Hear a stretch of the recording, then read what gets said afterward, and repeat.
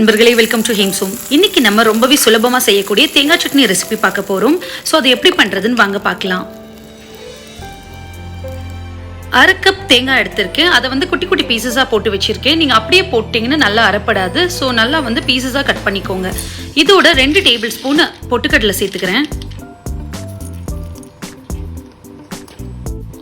3 சின்ன பல் பூண்டு சேர்த்திருக்கேன்.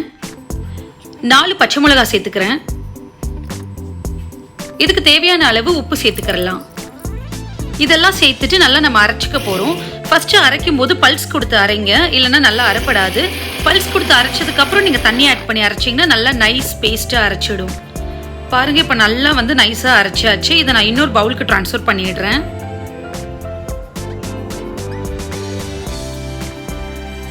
இந்த மாதிரி திக்கா தான் இன்னைக்கு நான் அரைச்சிருக்கேன். நீங்க தண்ணி ஆட் பண்ணி கூட அரைக்கலாம். எப்படி பண்ணாலும் தேங்காய் சட்னி நல்லா டேஸ்டா தான் இருக்கும். இது நம்ம தாளிச்சுக்கிறலாம். அதுக்கு ஒரு குட்டி பேன் எடுத்திருக்கேன். இதுல 1 டீஸ்பூன் ஆயில் சேர்த்துக்கிறேன். ஆயில் நல்லா ஹீட் ஆகட்டும். ஹீட் ஆனதும் 1/4 டீஸ்பூன் கடுகு உளுந்து சேர்த்துக்கிறேன்.